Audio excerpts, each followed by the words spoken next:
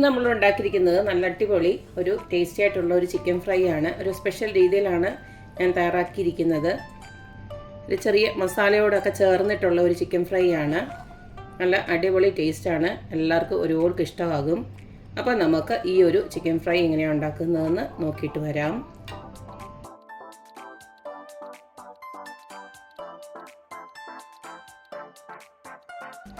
നമ്മുടെ special chicken fry ഉണ്ടാക്കാനായിട്ട് 1 kilo chicken കഴുകി വൃത്തിയാക്കി നല്ല റെഡിയാക്കി വെച്ചിട്ടുണ്ട്.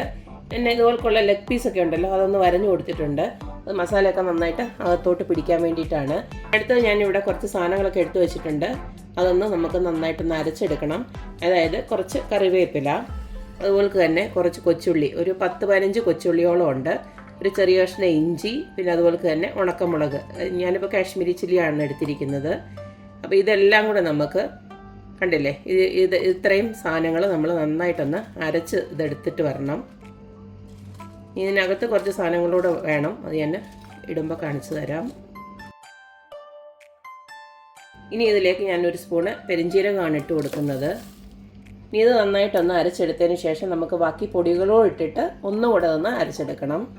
ഇപ്പോൾ ഈ ഒരു രീതിയിൽ ഞാൻ അരച്ചെടുത്തിട്ടുണ്ട്. ഇനി ഇതിലേക്ക് നമുക്ക് കുറച്ച് പൊടികളെല്ലാം ഇട്ട് കൊടുക്കണം. ആദ്യം തന്നെ കുറച്ച് മല്ലിപ്പൊടി ഞാൻ ഇട്ട് കൊടുക്കുകയാണ്. 2 സ്പൂണ് മല്ലിപ്പൊടി ഇട്ട് കൊടുക്കുന്നുണ്ട്. ഒരു 1/2 ടീസ്പൂണോളം മഞ്ഞൾപ്പൊടി ഇട്ട് കൊടുക്കുന്നുണ്ട്. അടുത്തതിലേക്ക് ആവശ്യമായിട്ടുള്ള ഉപ്പ് ഇപ്പോൾ അതൊരു 1/2 ടീസ്പൂണോളം ഇട്ട് കൊടുക്കുന്നുണ്ട്. ഇനി ഇതിലേക്ക് നമ്മൾ കുറച്ച് കുരുമുളകിൻ്റെ പൊടിയാണ് ഇട്ട് കൊടുക്കുന്നത്. 1 ടീസ്പൂൺ വരെ ഇട്ട് കൊടുക്കാം. അടുത്തതിലേക്ക് കുറച്ച് ഗരം മസാല പൗഡർ, അത് നമ്മൾ പെരിഞ്ജീരകമൊക്കെ ഇട്ടുകൊണ്ട് തന്നെ ഞാനൊരു 1/2 ടീസ്പൂൺ ഇട്ട് കൊടുക്കുന്നുള്ളൂ. നമ്മുടെ ചിക്കൻ വറുത്ത് വരുമ്പോൾ നല്ലൊരു കളർ കിട്ടാനായിട്ട് കുറച്ച് കാശ്മീരി ചില്ലിയും കൂടി ഇട്ട് കൊടുക്കാം. അതൊരു 2 സ്പൂൺ ഇട്ട് കൊടുക്കുന്നുണ്ട്. ഇതിലേക്ക് ഞാൻ കുറച്ച് വിനാഗിരിയാണ് ഒഴിച്ച് കൊടുക്കുന്നത്. ഈ വിനാഗിരിക്ക് പകരം നിങ്ങൾക്ക് വേണമെങ്കിൽ നമ്മുടെ നാരങ്ങ നീരുണ്ടല്ലോ, അത് വേണമെങ്കിൽ ഒഴിച്ചു കൊടുക്കാം. ഇനി ഇത് നന്നായിട്ട് അരച്ചെടുക്കാം.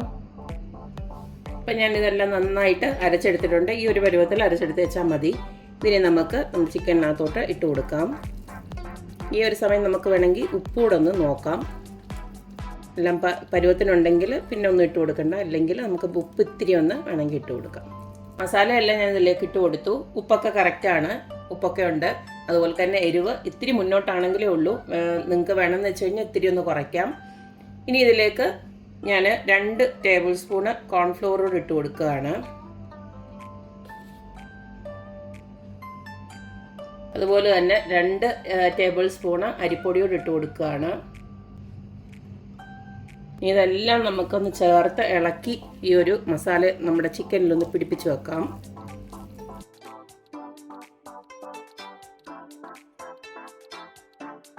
മസാല എല്ലാം ഇതുപോലൊക്കെ ഒന്ന് പുരട്ടി കൊടുത്തതിന് ശേഷം നമുക്ക് ഒരു അരമണിക്കൂറെങ്കിലും നമ്മൾ ഫ്രിഡ്ജിനകത്ത് ഒന്ന് വെക്കാം. സമയമില്ലാത്തതുകൊണ്ട് ഞാൻ ഫ്രിഡ്ജിനകത്ത് തന്നെ വെക്കുകയാണ്.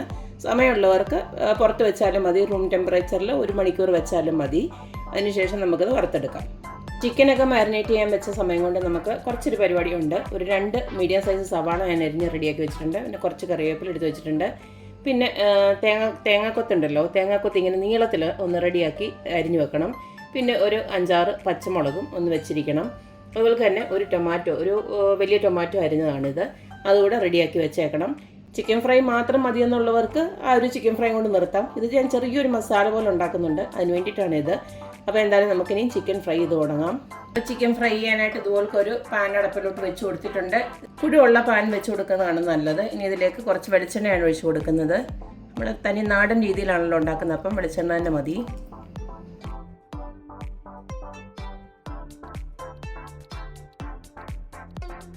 ഇനി ഇതിലേക്ക് നമുക്ക് കുറച്ച് കറിവേപ്പില ഒന്ന് ഇട്ട് കൊടുക്കാം. ഞാനിപ്പോൾ ഒരു മീഡിയം ഫ്ലെയിമിലാണ് തീ വെച്ചിരിക്കുന്നത്. ഒത്തിരി അങ്ങ് കൂട്ടിയിട്ട് കൊടുക്കണ്ട. ഇത് ചെറുകെ ഇരുന്ന്, കാരണം നമ്മുടെ ചിക്കൻ ഒന്ന് വെന്ത് കിട്ടണം, മൊരിയുകയും ചെയ്യണം. അപ്പോൾ ഇത് ചെറുകെ ഇരുന്ന് ആയാൽ മതി. ഇത് വേഗം ഒന്ന് നല്ലതായിട്ട് വെന്ത് കിട്ടാനായിട്ട് ഞാനിതൊന്ന് അടച്ചുകൂടെ വെക്കുകയാണ്.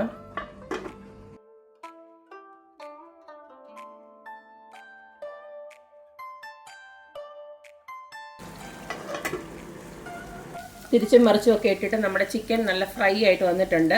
നമ്മൾ അടച്ചു വെക്കുന്നതിൻ്റെ ഒരു ഗുണമെന്ന് പറഞ്ഞാൽ ചിക്കൻ നല്ലതായിട്ട് വേവുകയും ചെയ്യും. മാത്രമല്ല ഒത്തിരി അങ്ങ് ഡ്രൈ ആയിരിക്കത്തില്ല.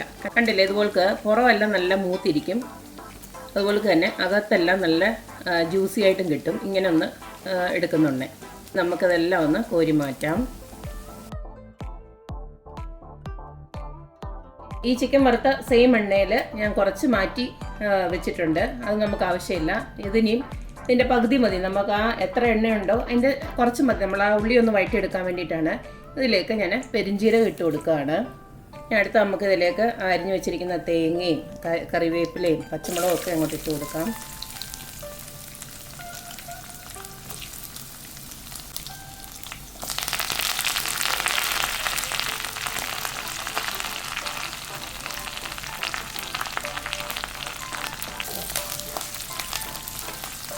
തേങ്ങാക്കൊത്ത് വലിയ രീതിയിൽ മൂക്കിയൊന്നും വേണ്ട.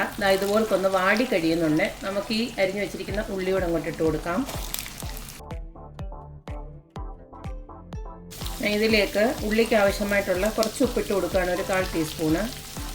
നമ്മുടെ ചിക്കന് അധികം ഒന്നും ഉപ്പില്ല, ആവശ്യത്തിനുള്ള ഉപ്പേ ഉള്ളൂ. ഉള്ളിയെല്ലാം ഇതുപോലൊക്കെ ഒന്ന് വാടി കഴിഞ്ഞ് വരുന്നുണ്ട്. നമ്മൾ ഇതിനകത്ത് പ്രത്യേകിച്ച് മസാലയൊന്നുമില്ല. ഇതിപ്പോൾ ഞാൻ എൻ്റെ കയ്യിൽ നമ്മുടെ ചിക്കൻ്റെ പരട്ടിൻ്റെ മസാല ഉണ്ടല്ലോ, കുറച്ച് ബാക്കിയുണ്ട്. അത് ഞാൻ ഇതിനകത്തോട്ട് ഇട്ട് കൊടുക്കുകയാണ്. കാരണം അതിനകത്ത് നമ്മളെല്ലാം ചേർത്തിട്ടുണ്ട്. അപ്പോൾ ഇനിയും പ്രത്യേകിച്ച് വേറെ മസാലയുടെ കാര്യമൊന്നുമില്ല. ഇൻ കേസ് നിങ്ങളുടെ ആ മസാലയുടെ ബാക്കി ഇല്ലെങ്കിൽ കുറച്ചെന്തെങ്കിലും മുളക് പൊടി, മല്ലിപ്പൊടി അങ്ങനെയുള്ളതൊക്കെ ഒന്ന് ഇട്ട് കൊടുത്തേച്ചാൽ മതി. നമ്മൾ ഇട്ട് കൊടുത്ത മസാലയുടെ ആ ഒരു പച്ചമണം ഒന്ന് മാറി വരുന്നുണ്ട്. നമ്മൾ നേരത്തെ അരിഞ്ഞു വെച്ചിരിക്കുന്ന തക്കാളി ഉണ്ടല്ലോ, അതോടെ നമുക്കൊന്ന് ഇട്ട് കൊടുക്കാം.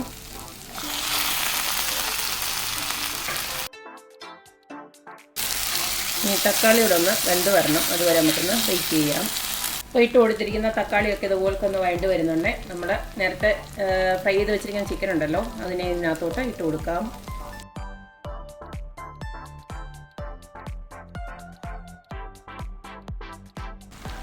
അപ്പോൾ കണ്ടല്ലോ, ഇത്രയേ ഉള്ളൂ. നമ്മുടെ അടിപൊളിയായിട്ടുള്ള ചെറിയൊരു മസാലയോടെ ചേർന്നിട്ടുള്ള ചിക്കൻ ഫ്രൈ ഇവിടെ റെഡി ആയിട്ടുണ്ട്. നല്ല അടിപൊളി ടേസ്റ്റാണ് ഈ ഒരു ചിക്കൻ ഫ്രൈക്ക് ഇങ്ങനെ ഉണ്ടാക്കുമ്പോൾ. നമുക്കൊരു കാര്യമുണ്ട്, നമുക്ക് ചപ്പാത്തിയുടെ കൂടെ ഒക്കെ ആണെങ്കിലും വേറെ ഒന്നും കറിയില്ലെങ്കിലും ഇത് കൂട്ടി കഴിക്കാം. ചെറിയൊരു ഗ്രേവി ഉണ്ടല്ലോ, അതുകൊണ്ട്. അപ്പം ഇങ്ങനെ വേണമെങ്കിൽ ഇങ്ങനെ ഉണ്ടാക്കാം. അതല്ല ഡ്രൈ ആയിട്ട് തന്നെ ആണെങ്കിൽ നമ്മൾ ആദ്യത്തെ ഒരു സ്റ്റെപ്പ് മാത്രം മതി. പിന്നെ സവാളമായിട്ട് അതൊന്നും നിൽക്കണ്ട. അപ്പോൾ എന്തായാലും എല്ലാവരും ഇതുപോലൊക്കെ ഒന്ന് ഉണ്ടാക്കി നോക്കുക, അഭിപ്രായങ്ങൾ അറിയിക്കുക. അപ്പോൾ എപ്പോഴും പറയുന്നതുകൊണ്ട് തന്നെ എൻ്റെ റെസിപ്പീസ് ഇഷ്ടമുള്ള എല്ലാവരും please like, share and subscribe. അപ്പോൾ ഇനി ഒരു അടിപൊളി വീഡിയോ ആയിട്ട് വരുന്നവരേക്കും ബൈ.